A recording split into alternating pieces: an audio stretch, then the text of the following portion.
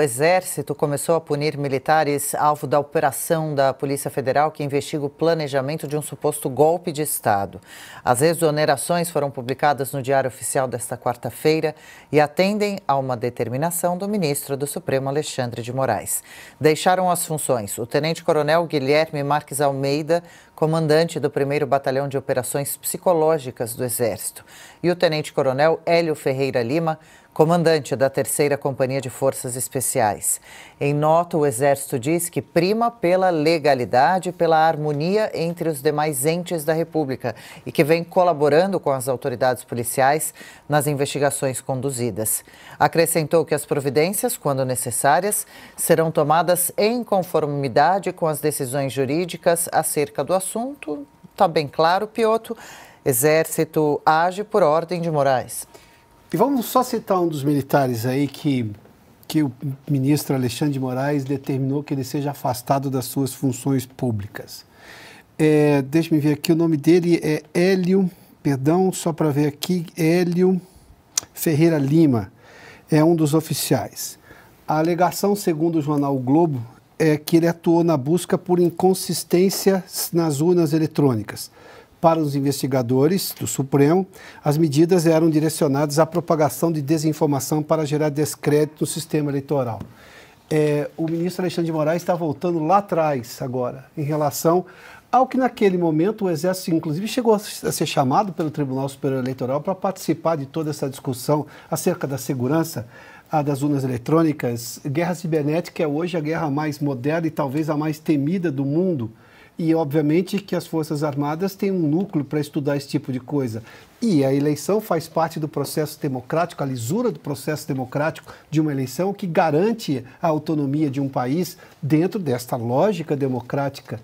O Exército participou disso. E se enviou algum documento, no caso para Mauro Cid, como está dizendo a reportagem de O Globo aqui, dizendo, olha, essas são as informações que temos, bom, mas esse era o trabalho que o Exército estava fazendo.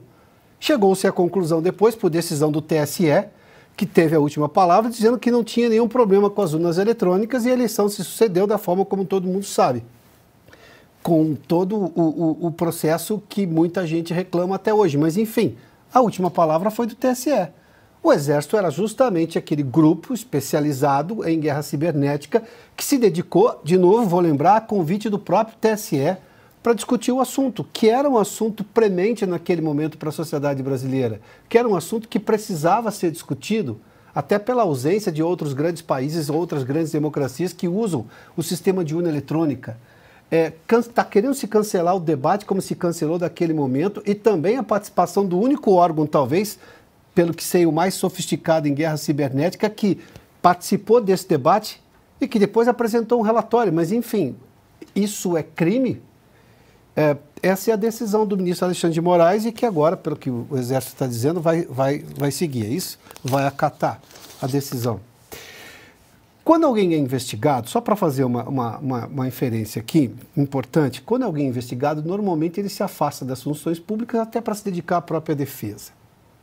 Mas isso não pode ser nunca um atestado de culpa, porque senão a gente atropela o processo investigatório, o direito à ampla defesa e todo o processo, o julgamento como um todo, que não aconteceu nada disso, é só um começo de investigação.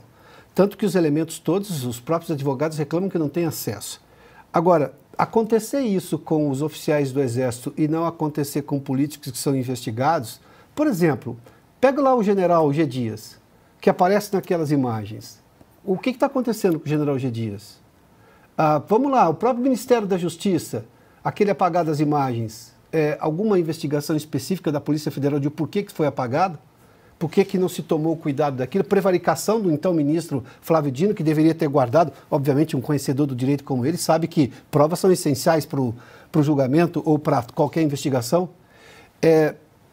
Ou seja, há um tipo de medida mais dura em relação a um determinado grupo de acusados e uma medida muito menos dura, e às vezes medida nenhuma, contra outro grupo. É esse tipo de desequilíbrio que assola, que afronta o entendimento do brasileiro que entende tudo o que está acontecendo. Que não queiram as autoridades imaginar que os brasileiros estão absortos em tudo o que está acontecendo. Não, eles estão com absoluta consciência de tudo o que está acontecendo.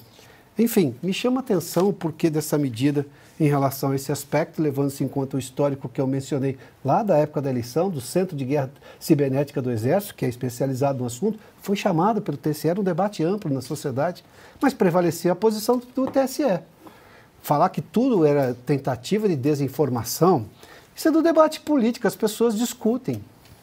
Por hora, então, Piotr, sim, 2 coronéis já exonerados pelo Exército, por ordem de Alexandre de Moraes. Silvio Navarro acompanha como, avalia como essas punições até então?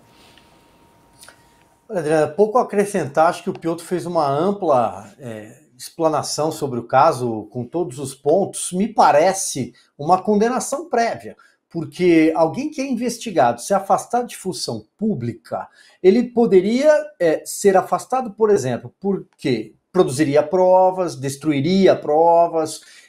Por quê? Nesse caso, isso remete a urnas eletrônicas, ao sistema eleitoral. Que tipo de influência ele poderia exercer? Que tipo de crime ou conduta ele poderia praticar ocupando um cargo de militar? É muito estranho essa relação, não me parece clara. Até porque pouco se sabe sobre todas essas investigações. Nós temos conhecimento dessa operação na semana passada, porque o despacho do Alexandre de Moraes, de 135 páginas, ele levantou o sigilo. Mas e todo o resto? Todo o resto ninguém sabe, é tudo sigiloso. Então, me parece uma condenação prévia, no caso desses 2 militares, a quem não conheço, não sei a reputação que tem, mas, em princípio, eles não iriam destruir nenhum tipo de prova nessa hora. Número 2, o ponto do general G. Dias é crucial. O general G. Dias tinha alta patente e cargo no Gabinete de Segurança Institucional, ele estava na cena do crime, a paisana, orientando manifestantes que, segundo o gabinete do ministro Alexandre de Moraes, eram golpistas que estavam ali tentando abolir o Estado Democrático de Direito, praticaram um golpe de Estado, enfim, entre outras imputações do Código de Processo Penal. E ele foi ouvido pela Polícia Federal num brevíssimo depoimento, depois foi ouvido por a CPI distrital, que apurou o 8 de janeiro, e pela CPI no Congresso Nacional, que virou um picadeiro. E desde então não se tem notícia sobre nada em relação ao G. Dias. Ele não foi indiciado pela CPI, por exemplo, né? O Ministério Público está investigando, segue investigando o general. Ele foi investigado ou punido pelo próprio Corpo Militar, pelas Forças Armadas, pela Polícia Federal, ninguém sabe. Por quê? Porque o general G. Dias é amigo dos reis. Então, ao que parece, é uma condenação prévia. Augusto. Olha aqui. Toda autoridade bem informada e sensata procura evitar essa zona de sombra que é representada pelas Forças Armadas. Durante desde a proclamação da República, os 2 primeiros presidentes foram generais. Depois foi general também o Hermes da Fonseca em 1910. Os tenentes influenciaram a política brasileira bastante. Veio a Revolução de 1930, cresceu essa influência. O Brasil só não sofreu uma forte influência militar entre 1945 e 64, e mesmo assim, nesse período, tivemos como presidente o general Eurico Dutra e como adversário o brigadeiro Eduardo Gomes. Depois foi candidato contra o Jânio o general Lott. O general Juarez Távora foi candidato contra o Juscelino. Você tem a presença militar todo o tempo. Quando em 64 uma ala do Exército assumiu o poder, teve de passar o tempo todo ali enfrentando a linha dura, né, que durante um tempo tomou o poder, depois foi afastado, e o Geisel dizia que era importante que o Exército se afastasse da política, porque você começa pela corrupção comum, você começa a corromper moralmente as Forças Armadas. Daí você tivemos vários oficiais envolvidos com tortura. E o Geisel achou que o Brasil precisava devolver o poder aos políticos para preservar o Exército. Esse pessoal aí que fica dando média temperatura d'água, pareceu boa, avança. Eles estão fazendo o que eu nunca vi alguém sensato fazer. Eles estão chamando o que era chamado de Partido Verde Oliva de volta ao palco. E o Exército nunca é uma coisa só. Mas eles costumam se unir quando eles sentem que há alguém interferindo demais em toda a instituição, ou então um grupo prevalecendo sobre o outro. Eles estão botando em cena um ator que, por ter se profissionalizado, estava fora da política. O Exército pode voltar a qualquer momento e aí você primeiro enfrenta o desconhecido. O povo venezuelano queria um militar, pediu, apareceu o Hugo Chávez. Ele era um oficial. Nunca se sabe o que acontece.